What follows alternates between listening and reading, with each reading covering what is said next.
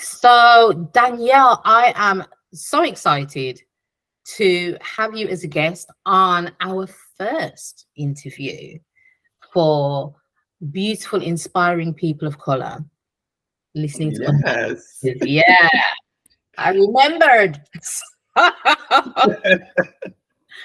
And I am, the reason why I'm really excited is because I've only heard a little bit from you from our work parties. And so when you said yes, I was really excited because, like, genuinely, I'm like, oh my gosh, I do not know this woman.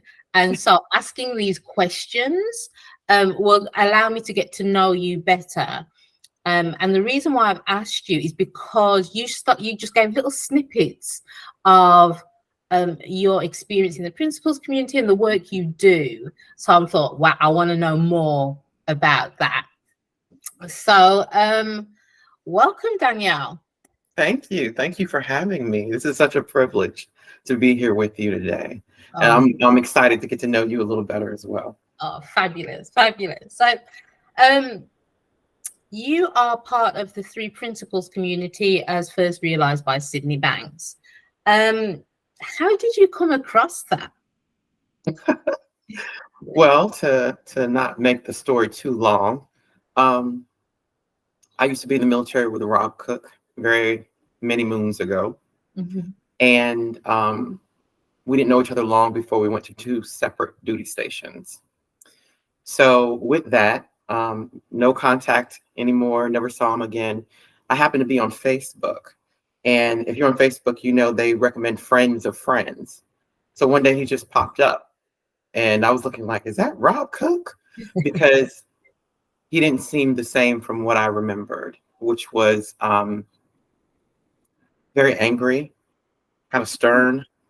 Um, I just knew something was different.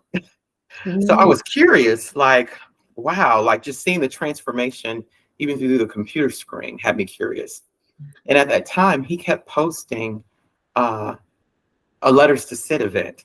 I don't know if you remember that. Mhm. Yes, yes.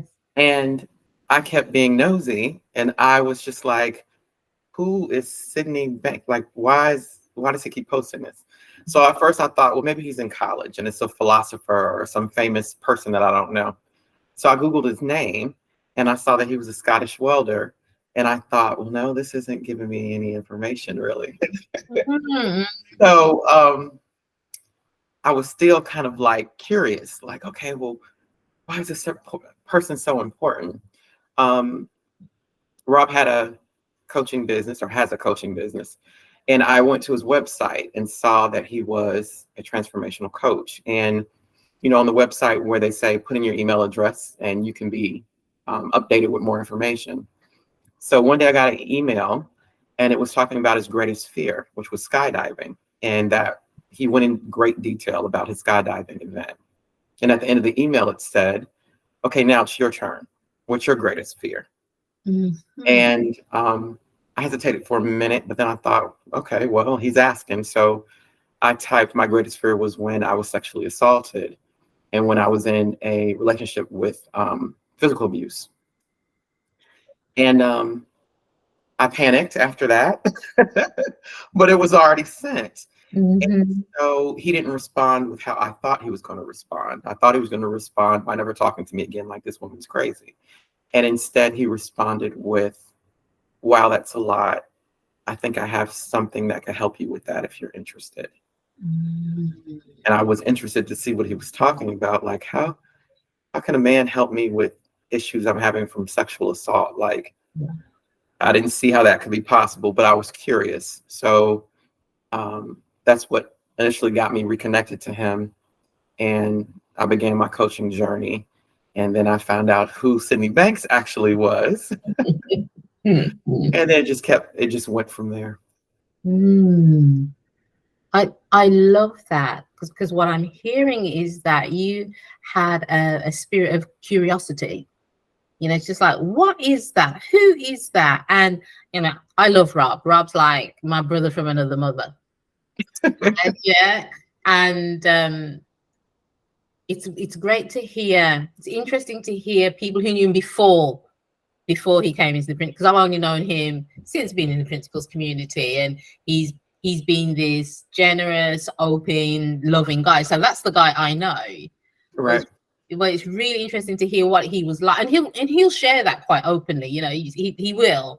But I've never seen that, so I can't put a face to that. You know. Right.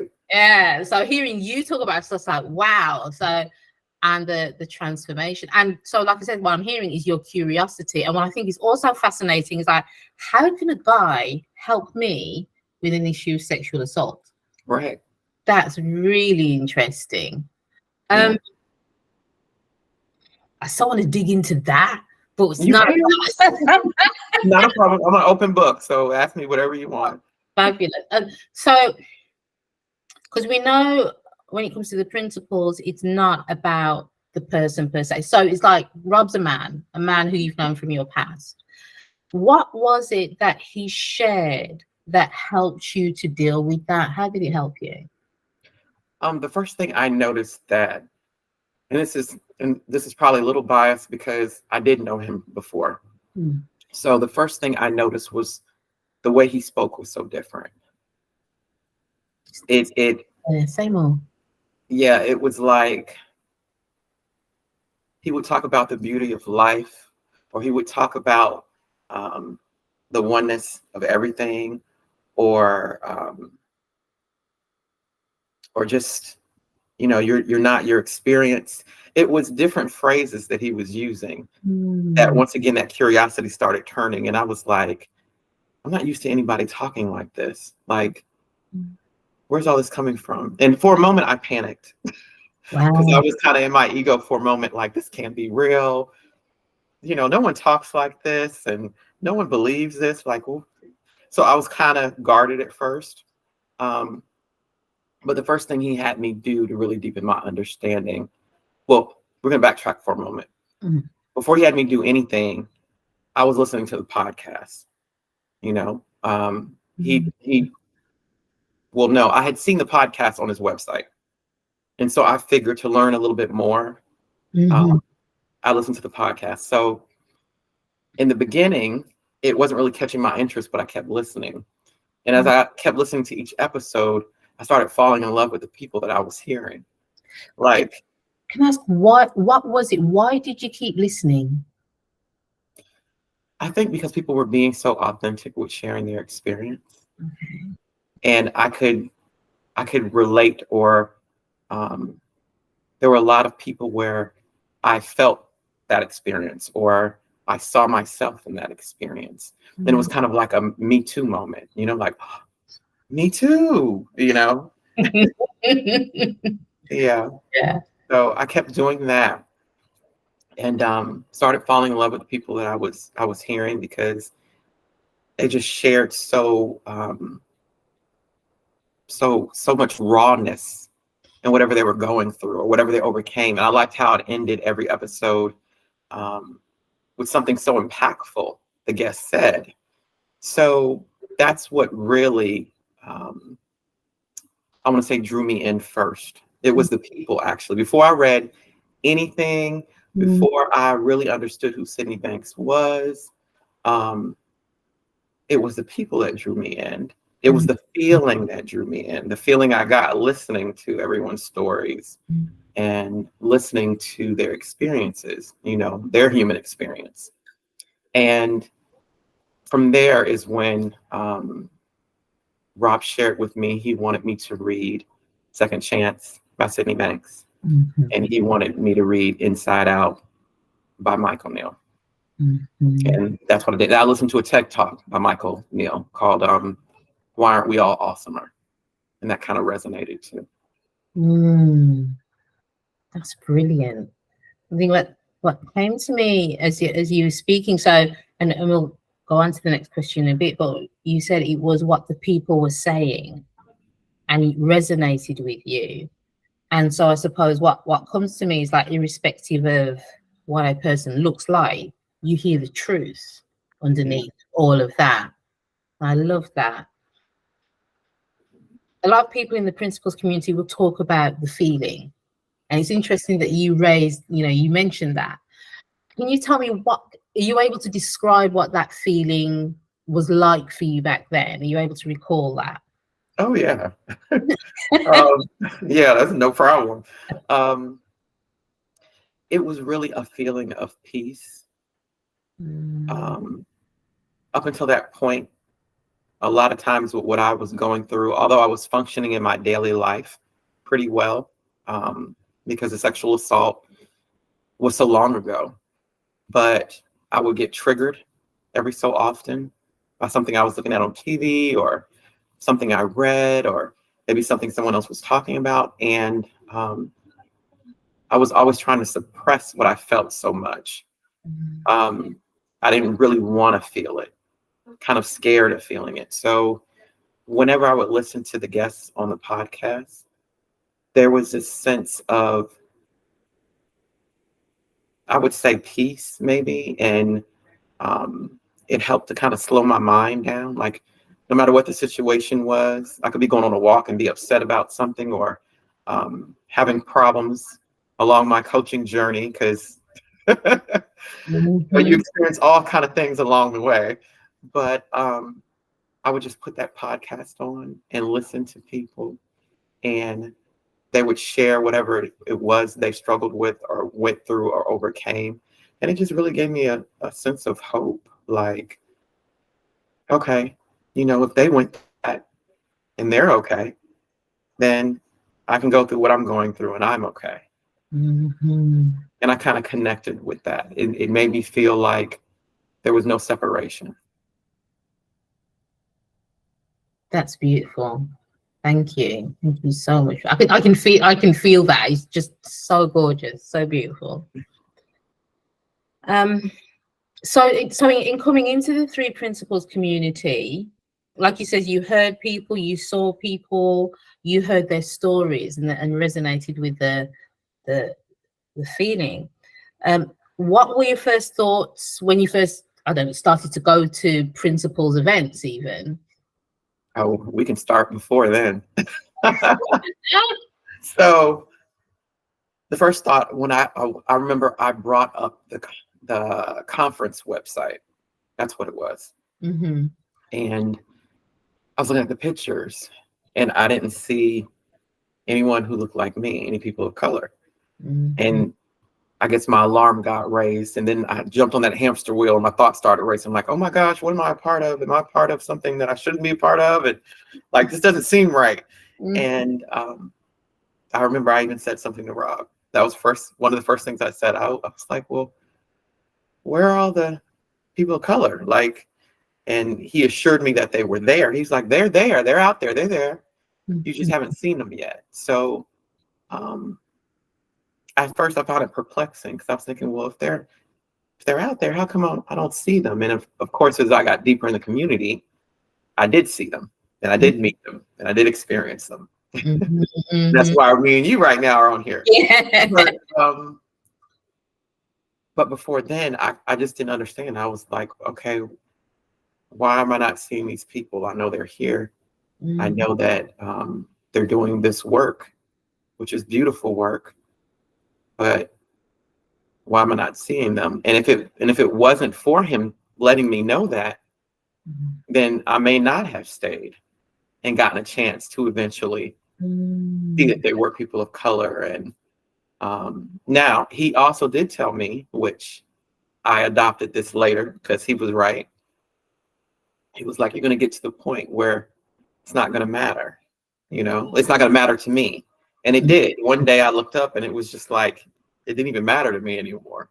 But Mm-hmm. it took time for me to get there because initially, like you said, my thoughts were, okay, there's no people of color here. What's going on?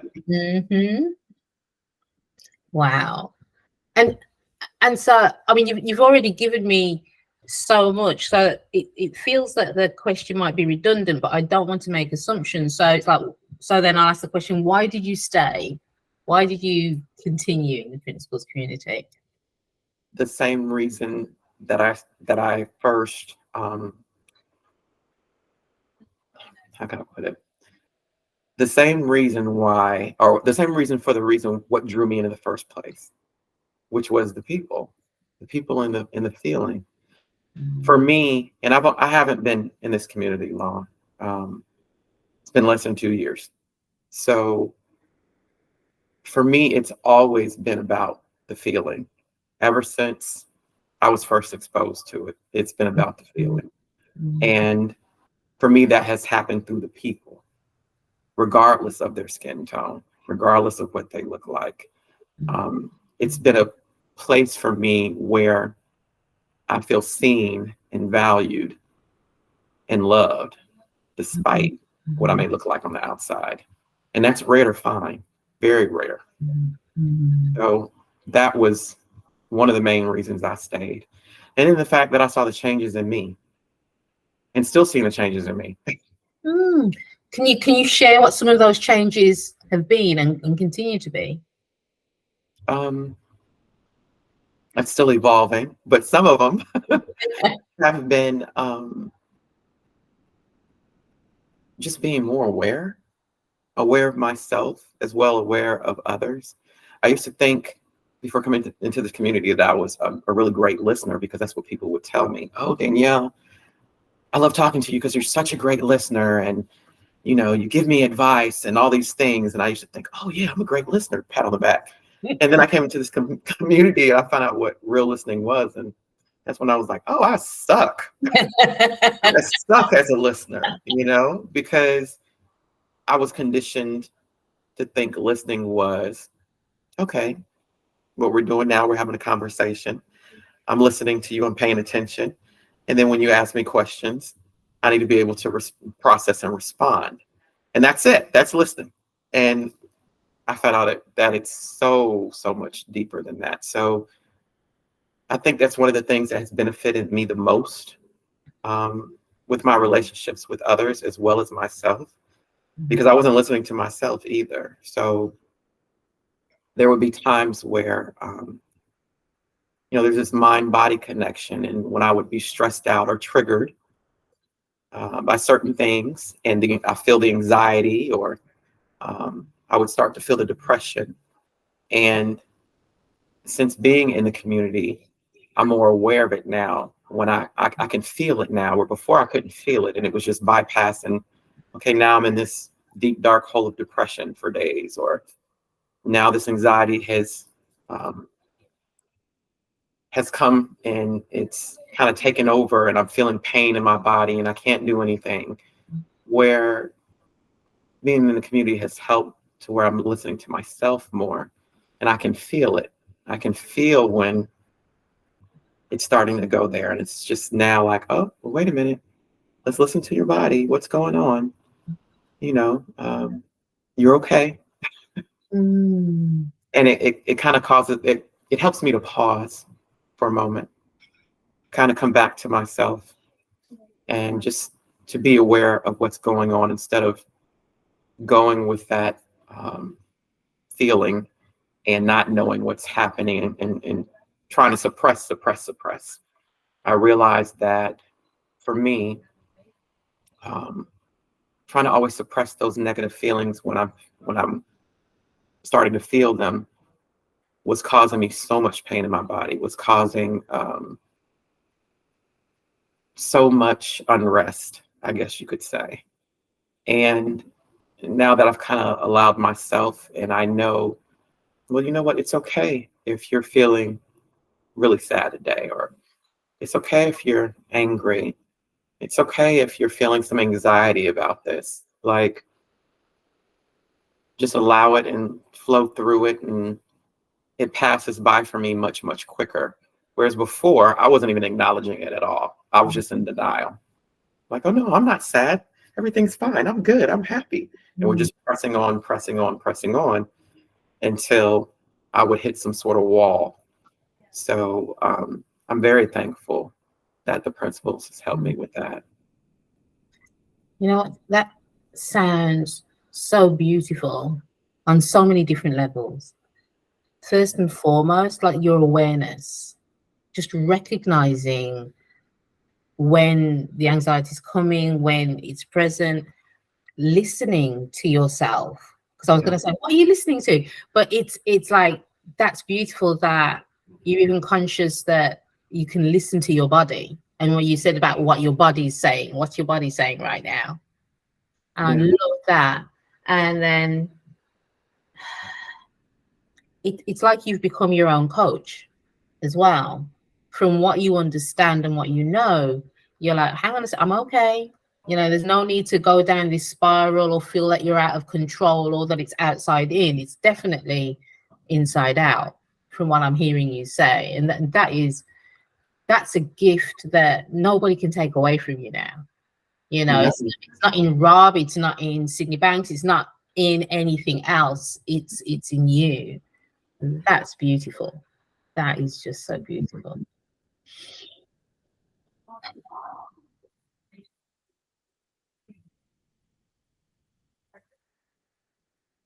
One of the questions I want to ask, so you're part of the Black and Indigenous People of Colour group and work party.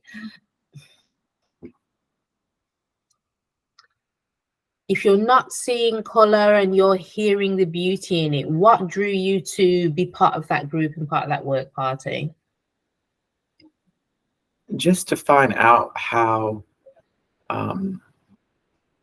we can spread it. Now, I know each individual person who's doing the work is doing that. I mean, I see so many dedicated people that's spreading it to everyone. But how can we focus on the people of color population and have them where they're seeing this more or being exposed to it more? One of the ways I do it for myself is just by living it, living the principles. A lot of times with the people that I'm coaching with, because I coach quite a few people of color, it's the feeling. And we're going back to the feeling again. They're getting drawn in by the feeling. It's, you know, and through them feeling that is when we can start embarking on further exploring what it is they're feeling and them reading Second Chance and them understanding that. I have found that that's been most beneficial for me so far.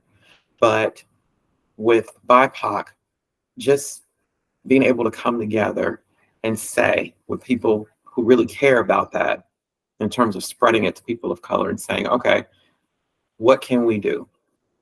You know, how can we find a way to put this in front of, or for people of color to be exposed to this more often, so they know and can experience that life can be lived from the inside out versus the outside in.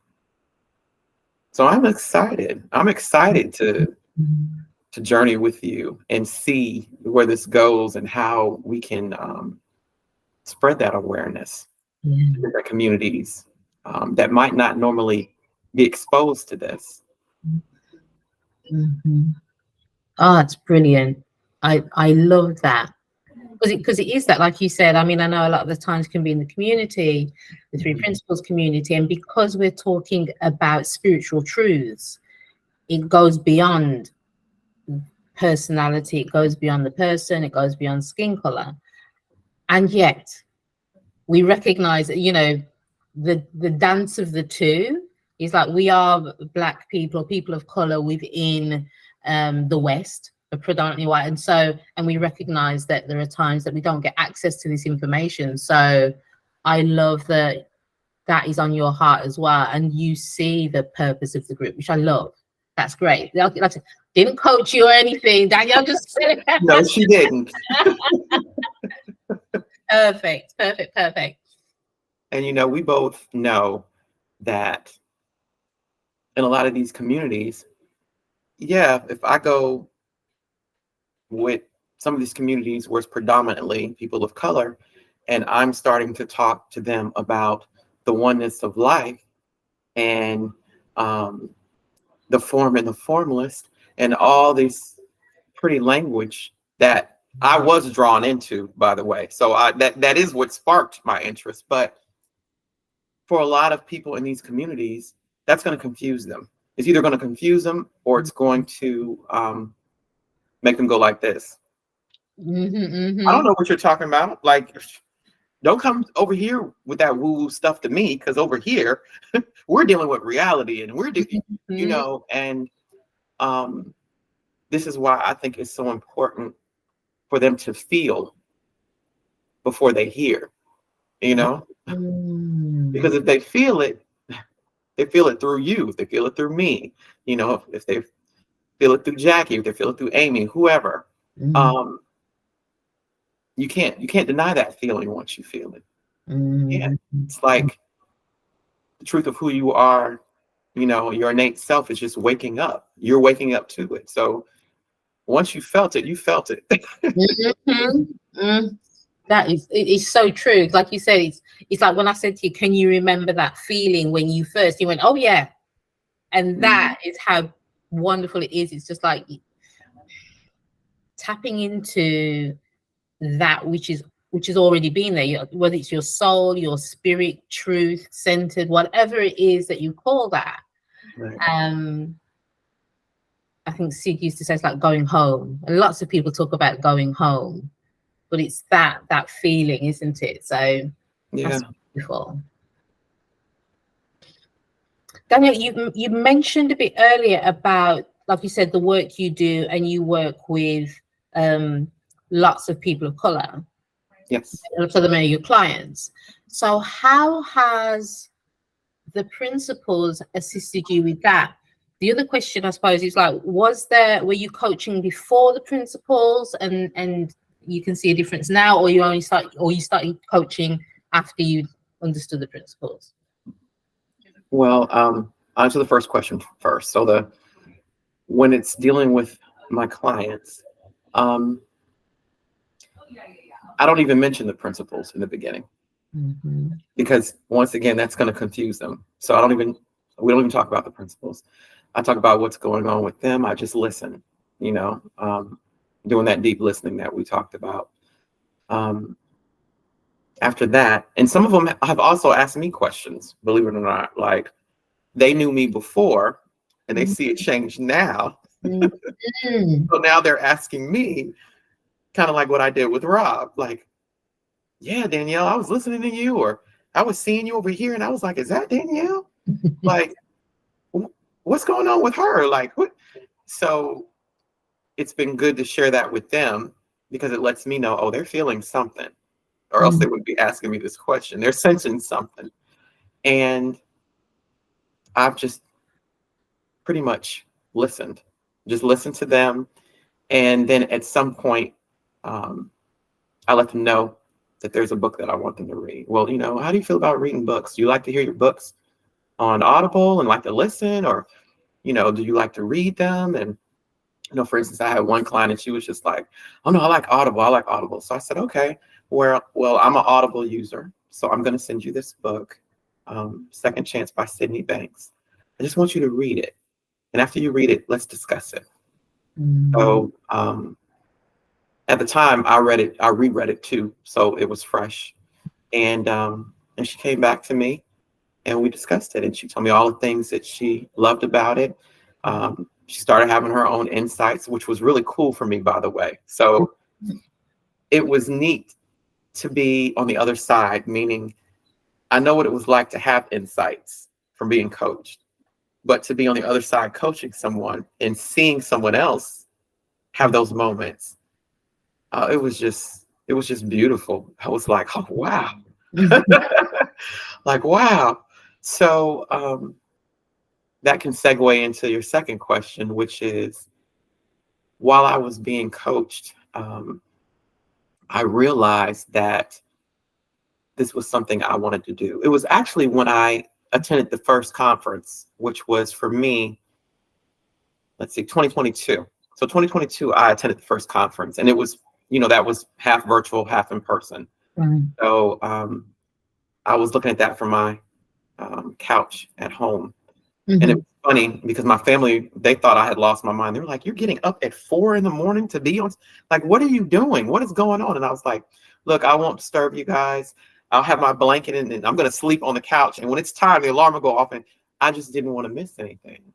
But it's interesting because I remember I felt so much during that first conference, and it was like that feeling that you talked about, like, oh my gosh, I'm home. Like, I didn't even know there was a place in a community of people where I felt like I could just be accepted for all of me, you know?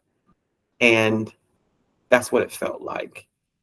So between being coached and just the value that I received from being in the community, from really learning that there's nothing wrong with me, learning how to be more aware, everything, deep listening, everything. I just knew that, no, this is what I want to do. This, in the end, I just knew, I was like, this is my purpose. This is my purpose. Like, I've really been coaching all my life, but I really wasn't coaching. I was coaching, but I wasn't coaching. Yeah. Like you were listening, but you weren't really listening. Right. People were coming to get help, but I didn't know what to say. Then I would get overwhelmed because I was like, why are all these people coming to me for advice? You know, I don't know what to tell them. I don't want to mess up their lives. But yeah, I just knew, and it grew to be something that I knew this is what I'll be doing. Like, this is what I'll be doing for the rest of my life in some form or fashion. So that is so beautiful. And like, part of me thinks like, that sounds like me. That's how I was. It's just like when I first came across it, it's like, this will change the world. And then the next thing was, I'm going to spend the rest of my life learning about this so I can share it with others. Right. Little did I know how much it would change me in the process. But yes, it can be so powerful when you have your own insights. And whether you're going to coach, like you said, it's not only with the coaching, but with your own life, because people have seen the difference in you as well. And I think that's wonderful. What's going to be wonderful about the BIPOC community is just sharing the different ways in which the principles are being shared as well, how we turn up, how it's being shared or not. It's just about the impact it's had upon our lives as well. So, absolutely. Yeah.